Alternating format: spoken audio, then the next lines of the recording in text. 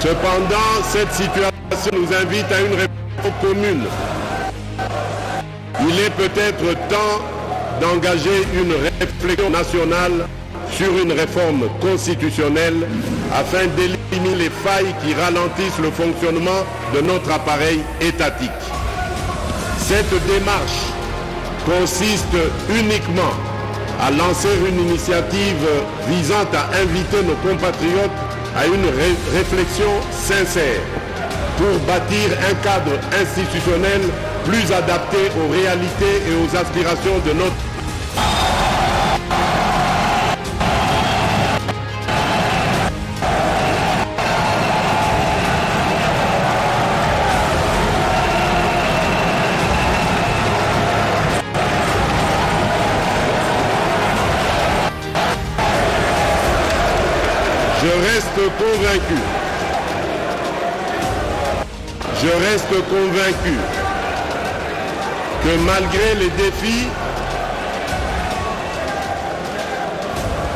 Je reste convaincu que malgré les défis, unis, nous pouvons transformer nos potentialités en richesses réelles, nos faiblesses en force et notre diversité en facteur de cohésion.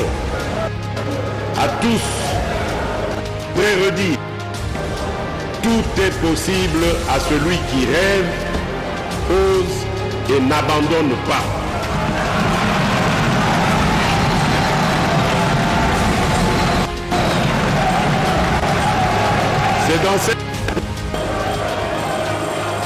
C'est dans cet esprit que j'affirme mon engagement indépendant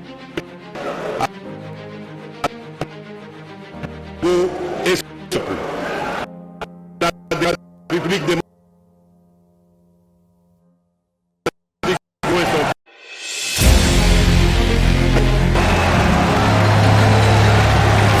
Voilà, chers téléspectateurs, un discours magistral qui coordonne la nation, le fonctionnement des institutions, le président de la République, le chef de l'État Félix-Antoine Tshisekedi Tshilombo.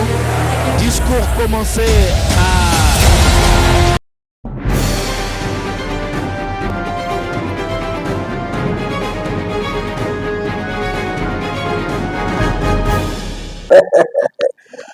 population et la République démocratique du Congo finit le débat. Le chef de l'État Félix-Antoine Tshisekedi a tenir discours devant la nation à Mokolalelo. Population est bien présente et tout le monde qui va député et sénateur majorité bakota qui peine opposition comme toujours. Félix Tshisekedi avait beaucoup de détermination qui nous balicité à faire face à la monde pour na sa situation ya nation na population oyo ba pesa confiance pour une seconde fois. Torobeta lisolo wana kota la motivation aux populations c'est là qui n'a pas pour soutenir mon konzambo Kafachi Beton par rapport au discours aux là qui n'a mokola lelo. Martin Fayulu Madidi a zongi na Kinshasa sans bruit, sans mobilisation, entre guillemets, Babi Bazo préparer marche, il y a opposition pour dire non, na OETL révision de changement, il y a constitution. On n'a pas recours de cette émission. Donatien Chole, Monseigneur, après ma révélation au Monamboka, Bemba a Pesaki, tout le monde qui agitation et côté qui m'a cassé. Na fief yaba évêque Asenko. Pourquoi tant d'agitation quand on sait que l'autre a dit la vérité? Est-ce que la vérité doit vous pousser l'agitation? Nous allons vous révéler certaines vérités le monde pour vous dire que Jean-Pierre Bemba n'avait pas tort de dire que Mongo Ebima Mbongo wana ebima ekendaka wapi? Est-ce qu'il fallait que Jean-Pierre Bemba a réagi to aloba pona to mona Senko ekelema? Chers compatriotes, comme je vous ai toujours dit, Congolais kolala te misufaza ya kofonga makar. L'actualité aujourd'hui reste dominée par le discours de Fachi Beton Moukontombolo. Le chef de l'État est arrivé au palais du peuple déjà à 11h45. 11h45, Fachi Beton a contacté déjà na kati ya assemblée. Et après, comme toujours, le président de 2 chambres et parlement. Après quoi, chef de l'État a contacté le bureau, et puis a contacté l'Assemblée nationale. L'hymne national est bétaki pour dire qu'on est Congolais, nous resterons toujours debout. Dès qu'il parole, Mokonzamboka Félix Antoine Tshisekedi a pesa qui pongo situation du pays a bandi sur le plan économique, a tel ni cadre macroéconomique depuis elle a contacté le pouvoir, tout le dollar est à niveau moroboui. Bah comment que le bakutu calamité zoko macrante. Mais heureusement aujourd'hui avec l'arrivée de maman Judith Suminwa, Mukoko na ministre Mukoko na économie, le monde que le dollar est quand même stabilisé na 28. Chef d'État a s'appelé Kinango. Chef d'État bête qui peut mettre la haute administration fonction publique.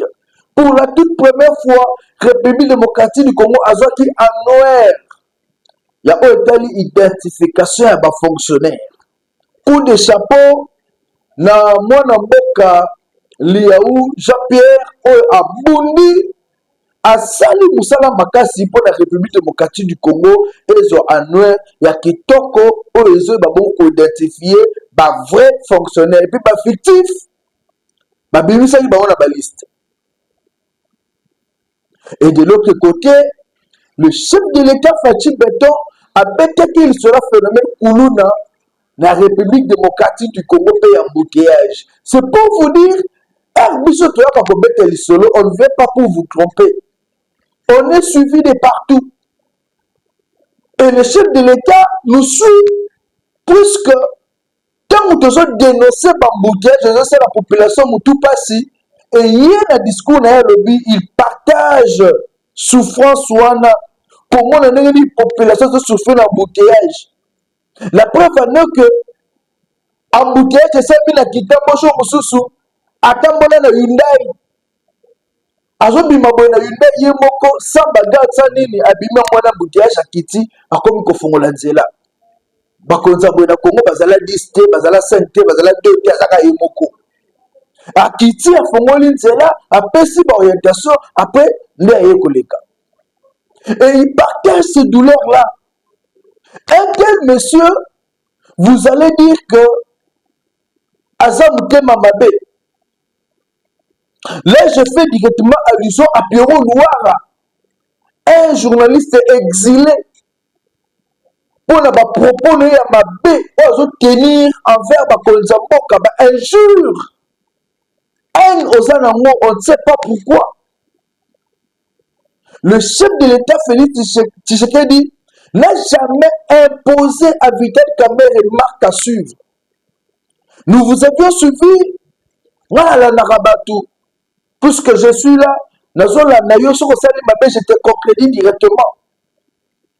Pierrot Louara a tenu des propos tels que Vital Kamerhe a gagné selon ses caméras, Vital Kamerhe a pour endormir les gens, pour dire ma révision de changement a que des choses.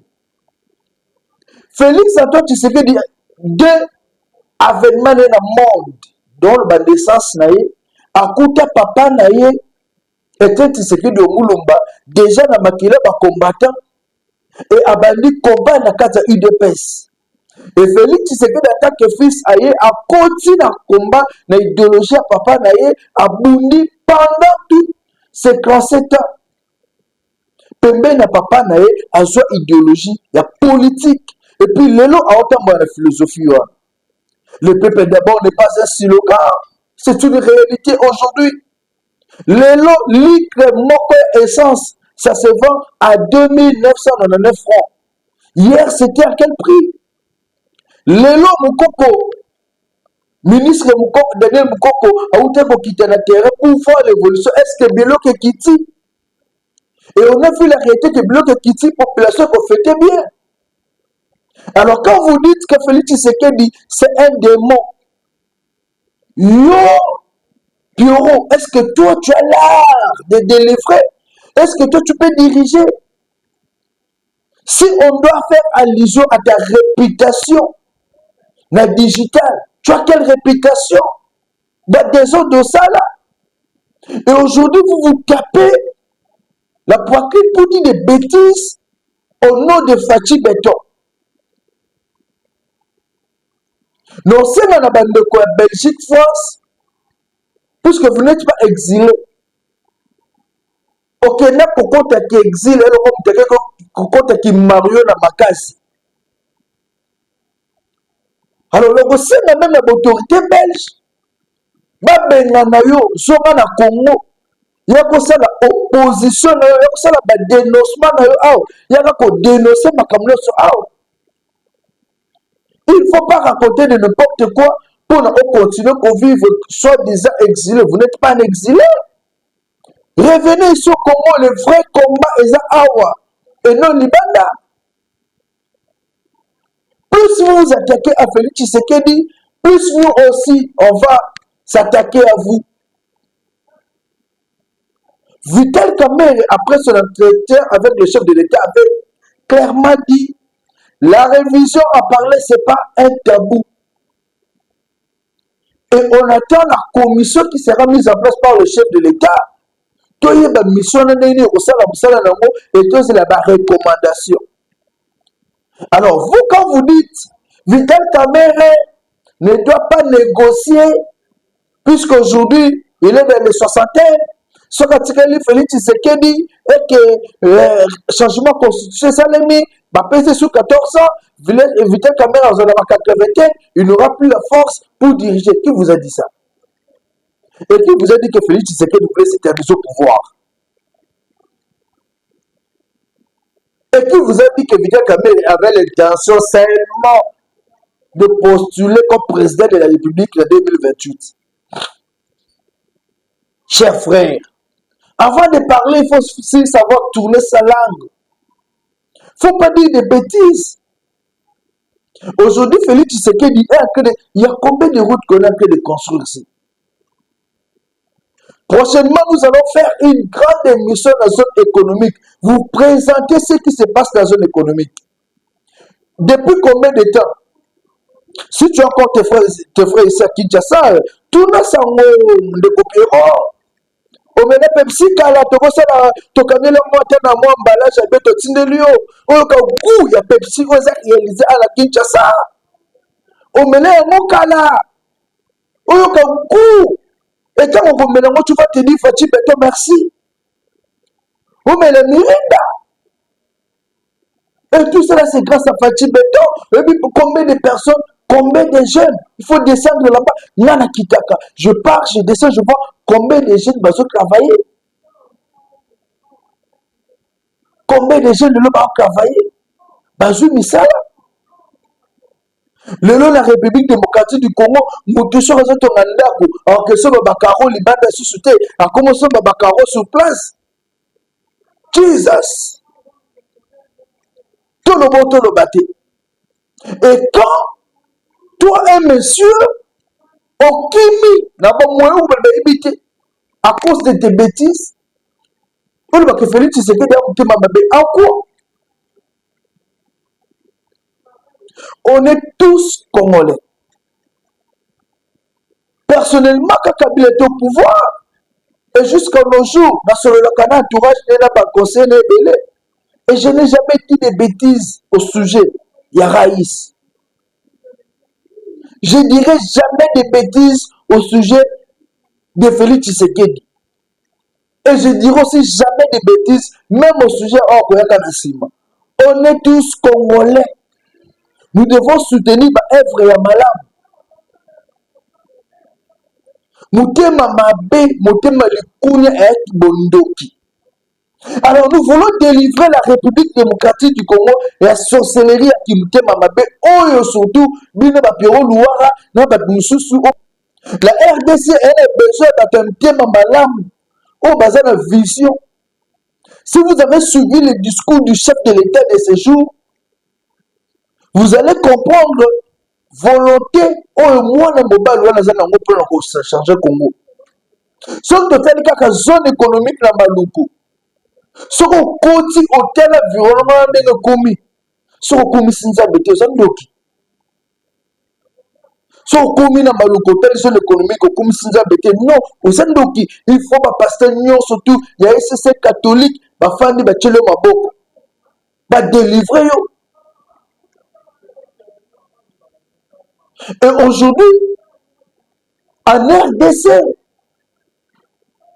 ça ne se faisait pas hier. Aujourd'hui, en RDC, tu es capable, aujourd'hui, tu es bakaro awa sur place. Dans son économique, bakaro est fabriqué comme ça. Et pas n'importe quel carreau, il y a qualité qui tombe. Est-ce pas un sujet de joie? Et aujourd'hui, avec stabilisation et taux de dollar, c'est que les Congolais attendent déjà que équité. Et le gouvernement se bat bec-ongle pour que taux de dollar équité, la population a comme à coller un bon bouquet. On a toujours dit qu'il faut savoir reconnaître le faible commencement. Il ne faut jamais minimiser le faible commencement. Et il faut savoir encourager Moussala Obandeko Babandi. Et en ce jour, nous encourageons ce que le gouvernement est en train de mettre en place comme effort pour que la population ait se retrouver d'une façon ou d'une autre. La plupart de AFC, ce sont des gens avec qui vous avez collaboré. Vous, bureau, Bato Bana AFC, on a collaboré là-bas. Et le nom de Congolais, moi j'attendais que yo dénoncer. La caméra na yo, ils soni de papa Maramboye le Kana na Est. La caméra na yo, ils soni de papa Makamuna na Zosala. Piro Louara. La caméra na yo, ils sayoni par rapport à Makambo Adasha le Zosala, par rapport à Makambo na Zosala, par rapport à Makambo Bari Majiba au Motekuna na Est. Yo la caméra n'était la Rafati. Yo ba caméra n'était là-bas Vital Kamere. Ba caméra na yo était là non ka Jacques Abemba. Na Félix Tshisekedi oyo mona diable vie na yo. Mais comment vous ne pouvez pas avoir honte, vous Congolais? Puis on loua, il est grand temps oya Nzambe besoin que Nzambe na mutema. Ozong Nzambe na mutema. Zo ba caméra no bwaka mosu makambele kana est. Dénoncer agression rwandaise au Mboka na biso za victime. Dénoncer violation ya l'article de la constitution au corner na ngazo sala pona kubundisa Mboka na biso ko banda bitumba na parti moko ya Mboka na biso. Dénoncer busopa oyo kardama bazo sala na batu na ye bazo violer ba maman na biso bazo détruire ba jeune. Là on se dira oui c'est un Congolais qui parle. Mais quand vous n'êtes là que pour crucifier, injurier, calomnier le président de la République, non, cher ami, c'est pas ça l'opposition. Là, il ne s'agit plus de l'opposition. Et aujourd'hui, on l'avait dénoncé ici, phénomène Koulouna. Bazo Bomabatu. Koulouna, on m'a donné, même si techniquement, Koulouna, comment on s'en a. Azui, pastis, na masuba na ye, na makila niaou. Donc, azui makila niaou, azui masuba na pastis, soka melengo, aza susina humanisme te. Soka meli mélange, aza susina humanisme te, kokuta azo papoli chèche, azo bonango normal. Et témoignage, le jour où on a arrêté Koulouna Moko, awa na yolo nord. Totelemina boy. Koulouna abomi cousin na ye o bafana kane badia kana ye. Mais comme azaka bekiri différent, abomi de konaye a famille a pété lichette na mutu bongo et bimi et puis fibiamo. Ce Seigneur, on est où là? Bakangi et il accepte que oui, na bête qui est bon, la fille qui peut bon, vous pouvez vous imaginer comment Congolais comme un niveau. Nous sommes na sala qui mélange masuba na ye makila nia ou pastis tant mélange humanisme longwe. Et Moutabongo, on l'arrête, on dit bah j'ai une peine de mort à Bomi, à Zado. Les gens qui ont on ne peut pas appliquer la peine de mort comme ça en RDC. Mais ce n'est pas vous qui avez dénoncé à Makambu. Il y a Koulouna. Mais bien,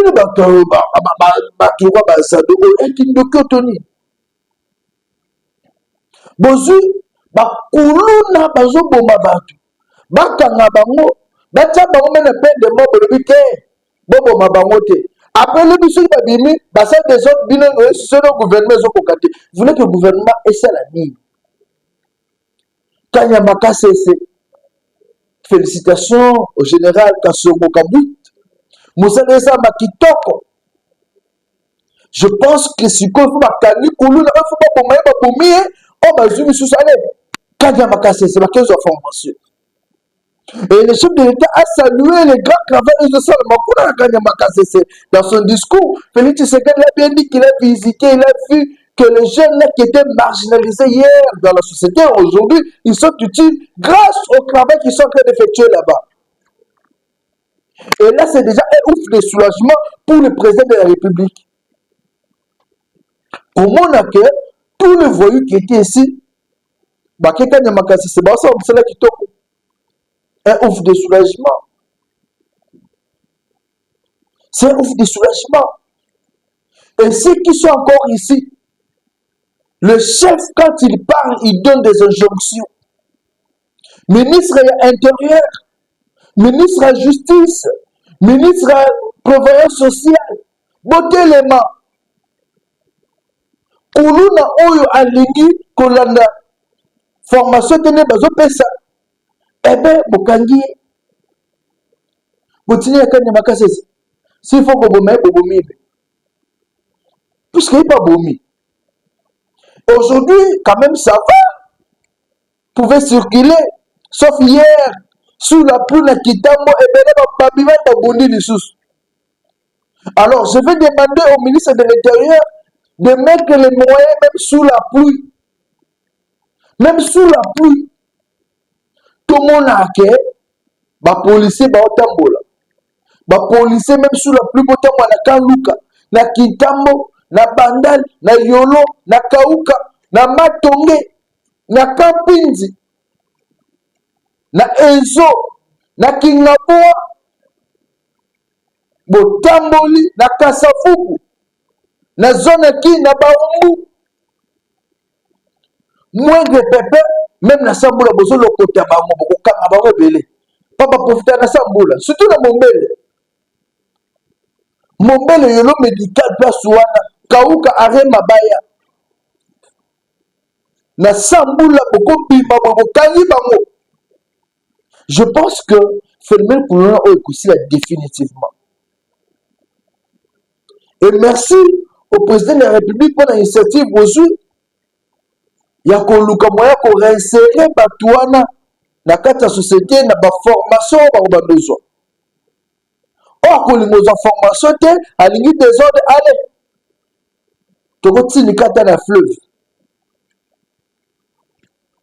Chers compatriotes, la vérité ne doit pas vous faire mal. La vérité doit vous aider à changer.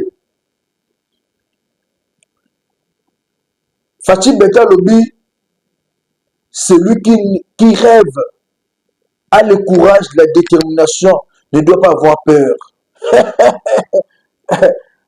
Quand tu as la foi, tu rêves, tu es déterminé, tu peux atteindre tes objectifs. Et quand il faut dire la vérité, il faut le dire. Nous allons aujourd'hui dire la vérité. L'Église catholique a détruit ce pays. L'Église catholique a induit plusieurs jeunes. La population a l'erreur.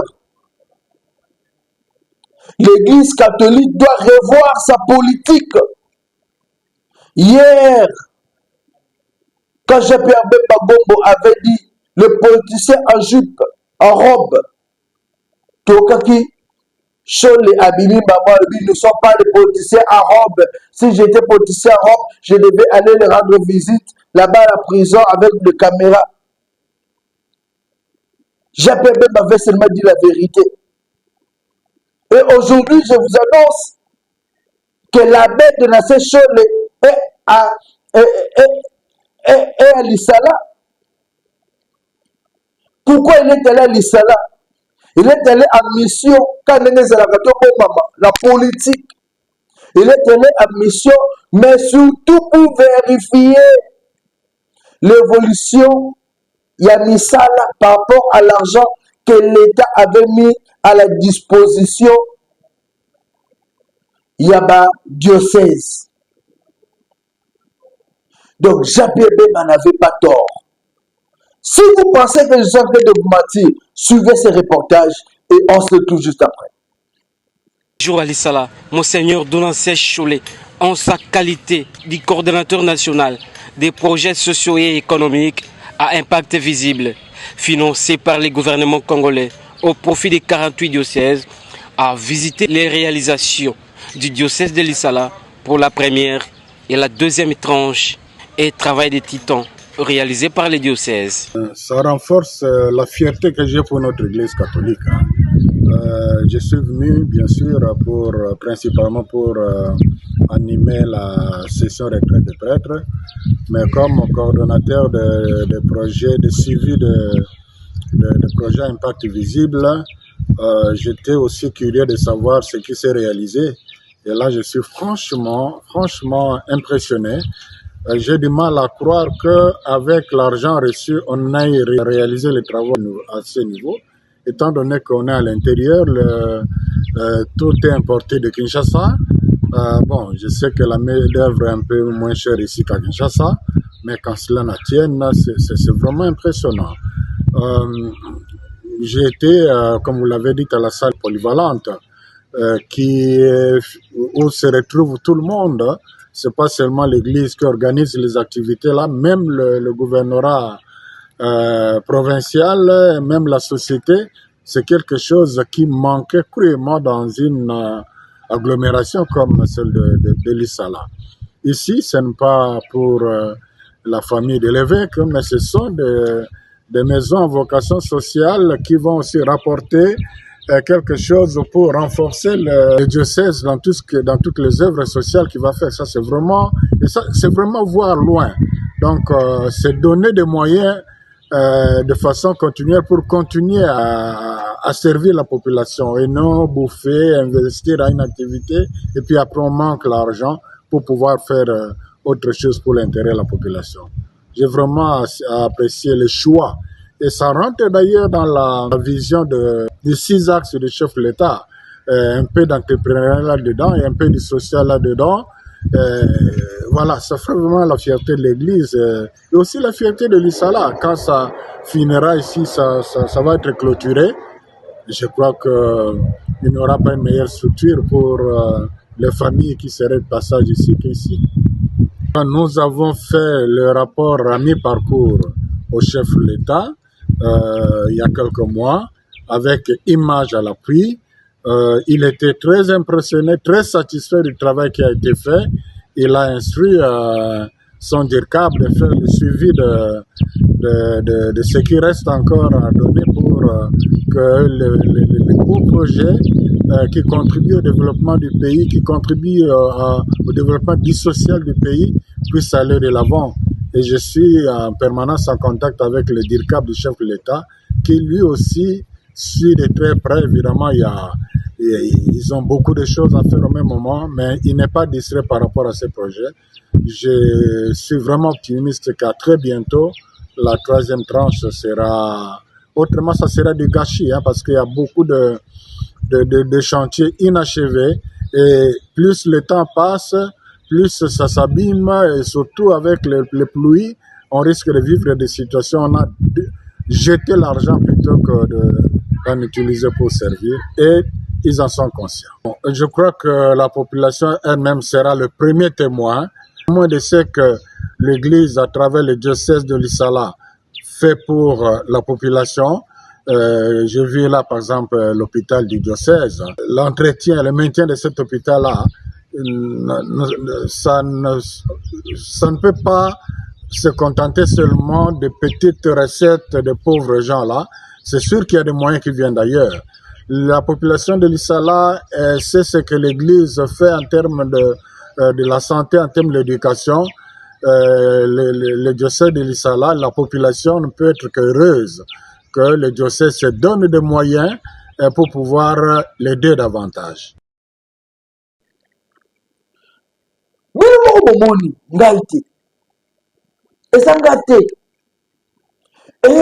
ce qui me fait encore plaisir dans tout ça, la bête de la session se réjouit. Je me réjouis. Je vois comment les travaux évoluent. Donc, à ces pays, bon, Jean-Pierre Bemba Lobaki, est-ce qu'il y a qui mout? Jean-Pierre Bemba Lobaki, vous avez la NT, les couletés. Vous avez fait ma cabine qui est en monnaie, Félix, c'est que tu as fait. Il faut aimer la personne. Si aujourd'hui, Église catholique, pardon, bah, on sait les bâtiments. Eh ben, nous sommes bâtiments. Est-ce que tu sais qui dit à Ozalaka, président éternellement, à mon bâtiment, à Fanakawana? C'est ce qu'on a toujours dit, ce sont des œuvres. Eux, Kotikala. Il y a eu un président en République démocratique du Congo à disposer d'un bon pour l'église catholique, un bâtiment, et aujourd'hui, on doit dire, c'est dit de vérité, la RDC les a chantier, mon aimé. Et le président de la République a dit l'église catholique beaucoup partout. Et il a mis le moyen à la disposition de l'église catholique. Heureusement, l'église, comment il va se ressaisir, va se dire merci. Non. Voilà. Dans la vie, il faut savoir reconnaître les bienfaits des autres. Ça ne coûte rien. Acceptez ce que l'autre a fait pour vous. Ce n'est pas une faiblesse en fait. Tous à la bolingo. Tous à la bolingo. Et félicitations dans mon Konzamboka pour tout ce que vous faites comme effort par rapport aux 55 territoires. Le loup missel les hommes de partout. Mais maintenant, là, c'est que le pouvoir doit se faire. Ce que le pouvoir doit faire, c'est se battre pour que $2 associés à la population ait changé. Maman bazoko lela. Mbonge zate. Feti ya moyo. Kosuka wapi. Tokosuka wapi. Alors, il est grand temps. Kondi botelema. Bosunga. Dollar ekita. Biloko kolia ekita. Mbongo est circulé. Population est vivre na kimia. Félicitations. Na mokonzi ya mboka. Puisque azobunda. Na ndenge ke sécurité ya mboka na biso ezala garantie. Lelo le wasalon de Kiso Tombe était honoré. Na parlement lors un discours au chef de l'État a gardé 1 minute de silence pour na soda wazalon de ba FARDC o ba perdre vie na bango na situation o ya ba guerre résolika. Un chef qui reconnaît effort ya Batmisusu. Et aujourd'hui la localité belé est récupérée par le FARDC. Moutako Sabinoté. Aujourd'hui, plusieurs localités sont récupérées par le FARDC. Et moi, mon avis, tout que les titres récupérés pour Nagana, tout récupéré par la province, quelques provinces à Rwanda et à la RDC. Un petit pays comme le Rwanda, et l'équipe tout, et mon qui est le coffre moi là, et mon élite chombe. Est-ce que vous jouez un grand éléphant comme la République démocratique du Congo, un grand lion? Comme la République démocratique du Congo.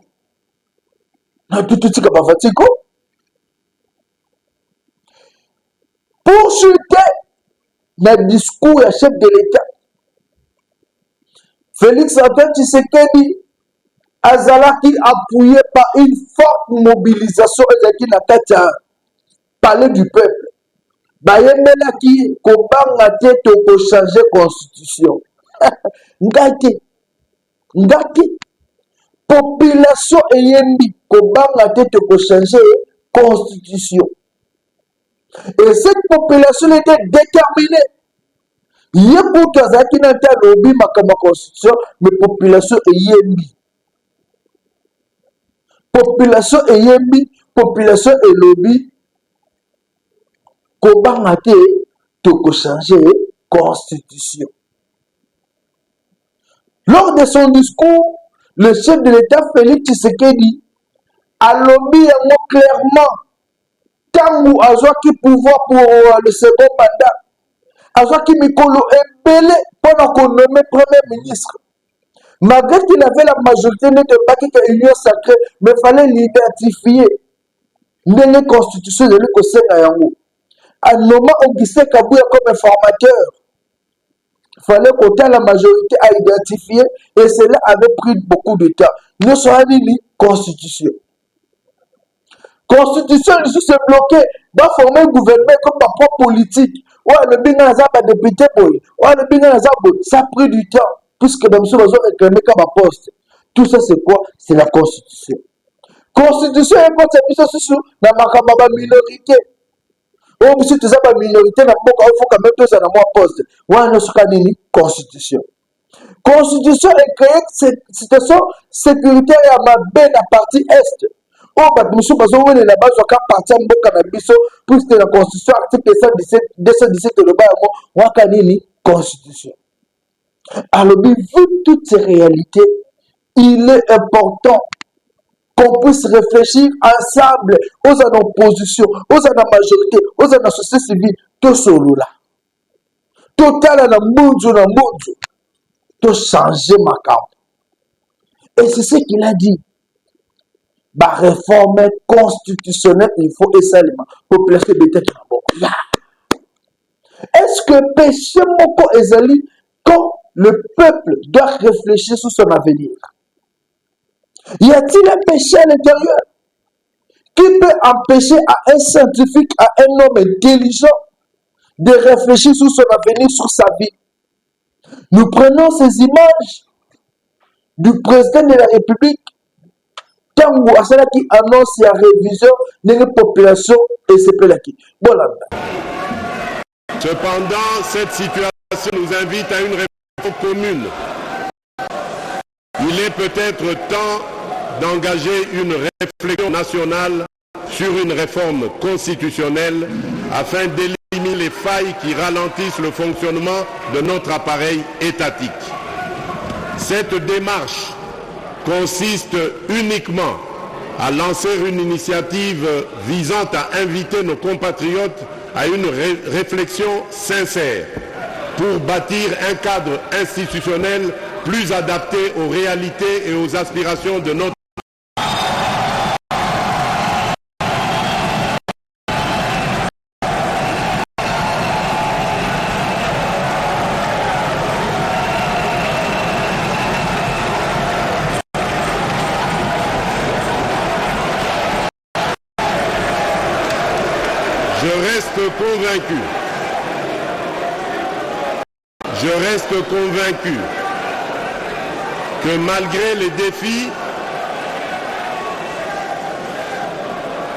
Je reste convaincu que malgré les défis, unis, nous pouvons transformer nos potentialités en richesses réelles, nos faiblesses en force et notre diversité en facteur de cohésion. À tous, je voudrais redire, tout est possible à celui qui rêve, ose et n'abandonne pas.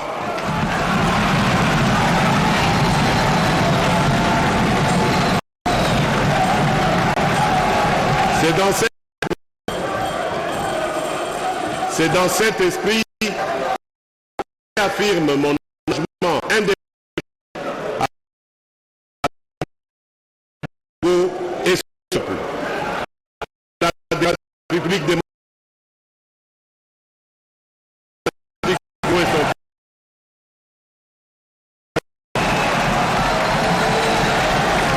Voilà, très chers téléspectateurs, un discours magistral du garant de la nation, le fonctionnement des institutions, le président de la République, le chef de l'État, Félix-Antoine Tshisekedi Tshilombo.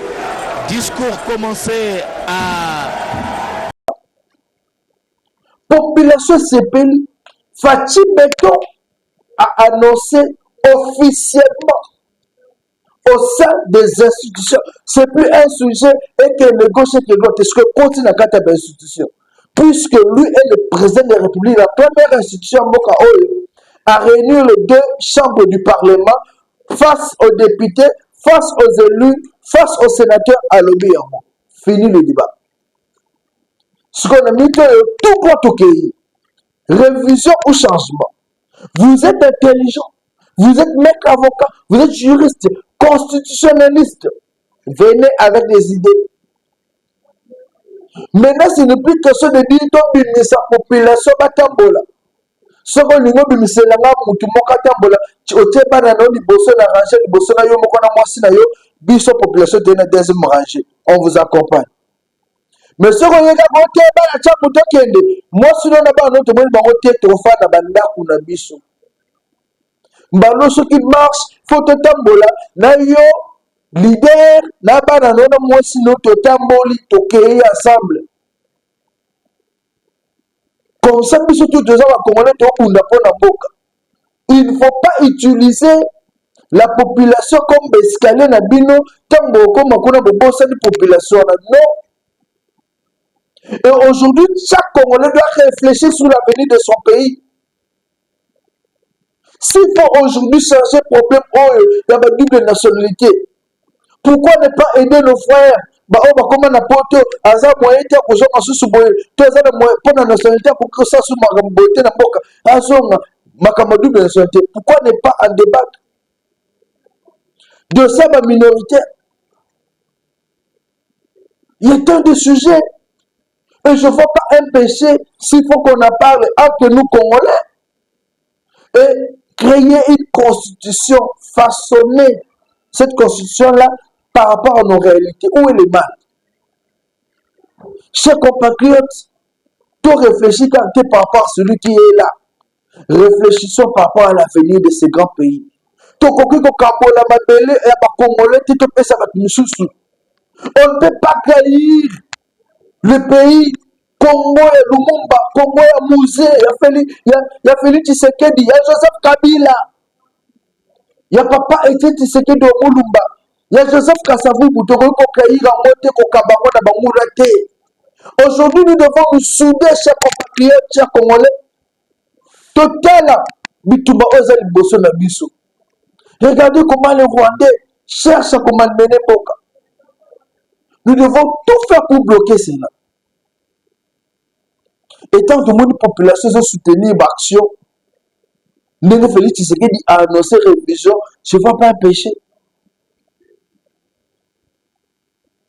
Et aujourd'hui, vous tous, le soi-disant exilés, moi je ne vois pas pourquoi Franck Diongo peut être exilé.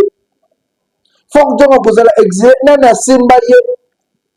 Franck Diongo aujourd'hui doit rentrer à Kinshasa et à Kopesa Baïdé. À que le Rwanda, à que l'AFCT. Au Rwanda, Bazuyo, Bakele, ça y est, un restaurant au lieu de Tondi. Babi Koza na yoka Congolais, au Kokaï, on n'importe quel moment. Zonga na Mboka na yo. Claude Loubaya, Zonga Papa, tu as besoin d'intelligence. Vous êtes fils d'un ancien gouverneur, d'un ancien Oka de Namboka Oyo. Revenez, nous avons besoin de votre intelligence. Cher député honoraire, Bozonga Namboka. Jean-Claude Vomba, vous allez avoir l'Assemblée provinciale. C'est grâce à Tshisekedi que vous avez été élu là-bas. Mais le lot qui nous a privé. Bozonga na mboka, to chamayele, to tonga mboka na biso. Corneille Nanga, on a toujours dit le linge sale, c'est là ma famille. Vous êtes Congolais. Prenez, revenez, parce que sa conscience, vous êtes Congolais, revenez. On a besoin de tout le monde pour reconstruire ces grands pays. Et tu sais que de chasser personne. abengana nani bozonga totonga mboka bozonga tozala ensemble totonga mboka mboka eza na besoin ya moto nyonso. Alors aujourd'hui makambo ya révision otindi tokende boye tobongama mais dossier ya le 15 tobetaka sete chef de l'état kokende Luanda te tozala posa no awa me bandeko ya este lelo natangi bakommunike na bango balobi chef de l'état pouvoir ya badémocrate oyo bazolongwa balingi yo te mission na bango bazotinda Kagame à accomplir. Nous avons besoin de vous vivants. Nous avons besoin de vivre selon votre idéologie. Toboy tolela yo ndenge tolelaka musée. Toza na besoin na yo ana Kinshasa en vie. Papa kokende te. Le 15 Fanda Maman Denise Rebele biso président Fatou Fo Kitoko allié à l'aller na rester à la maison ou aller dans d'autres provinces, mais il ne faut pas kokende na Luanda. Bazana ba agenda ya mabe. Ces gens-là ne vous aident pas. Nous avons besoin de vous dans ces grands pays. Toujours chuté déjà, le numéro de contact que je vous ai toujours donné, c'est le 081 244 83 09. 081 244 83 09. Toyoki Numu Batu Babimi Balobi. Oh, bon, on participer na congrès salamaki lelo l'Assemblée nationale fallait que l'État part de yo bisim Toyoki de yo bisimu Azamamba UDPS et il est secrétaire général adjoint. Il vient après Augustin Kabouya. Nous ne confirmons rien. Il paraît, on aurait entendu que Bapesa qui est invitation pour tous les cadres, il y a UDPS. Et nous avons vu Augustin Kabouya et toute sa délégation à Katasal. Est-ce que de yo bizimu mutapesi pe Augustin Kabouya invitation à la délégation de Mobimba? Est-ce que de yo bizimu mutu apesi pe na invitation to batu musupe bakende koza invitation na kuzu ba memeli de yo bazo créer la polémique? Mabu masobele. Nani apesaki ba invitation comme monsieur pour que ba participer à congrès? La vérité c'est que jusqu'aujourd'hui au sein de l'UDPS, polémique ezali entre quand il y a des Bizimu na quand il y a Augustin Kabouya. Mais le chef de l'État, tout ce qu'on a craché puisqu'il attendait un rapport, et bien tout parce c'est la décision de Konzaboka, au Azali, autorité de référence à UDPS. Est-ce que c'est la présidence qui aurait remis les invitations à Deo Bizimu pour distribuer aux membres de l'UDPS? Est-ce que c'est Kabouya qui a distribué les invitations dans les membres UDPS? Où se cache la vérité? On aurait appris que Deo Mutapesi. Mais de l'autre côté, je cite, je parlais avec Moustapha Mwanza, qui est l'un des membres UDPS. Pour lui, Deo n'avait pas le pouvoir de distribuer, mais Bakambola qui m'a invitation, comme eux aussi sont membres de l'UDPS, Bapesa qui est invitation, après ça fait la Batunaye. Étant donné que le chef de l'État était démocrate, Azo qui peut l'invitation d'Abou, après si Deo, puisque Deo est membre de l'UDPS, Nassimane Bato UDPS Bazali, fallait quand même pas assister à un congrès, vu que c'est l'autorité de référence qui devait parler, le président de la République. Bapesa qui m'a invitation, de même, Bapesa qui peut l'invitation dans UDPS côté Kabouya. Donc il n'était pas question, selon, je dis bien, Mustapha, il n'était pas question que de Akabola, invitation, personne qui peut la battre, côté de pratiquer en cours. Mais à quand enfin, il y a une polémique au sein de l'UDPS. Avec les échéances qui s'annoncent, on a besoin de voir l'UDPS unie. Bitumba na quatre familles, et ça qui t'ont côté se déstabiliser. Aujourd'hui, on a besoin de voir tout le monde uni derrière Mokonza Mboka pour réussir les grands combats. Félix Tshisekedi a plusieurs adversaires, même Anakata Mboka, même Libata. Et on ne veut pas que cela arrive la quatre famille. Et nous appelons les membres de l'UDPS, Bozok Sanano, Esprit à Bolingo. Unité au sein de ces grands partis politiques. Papa Etienne Robaka, ceux qui bossent dans Bolingo, Bokoki Kolonga. Chers compatriotes, nous sommes arrivés à la fin. Et nous, quand on s'aime, ce qu'on y a, nous, côté Golobate. Vérité, ce qu'on y a, mais ce qu'on y a, Golobate.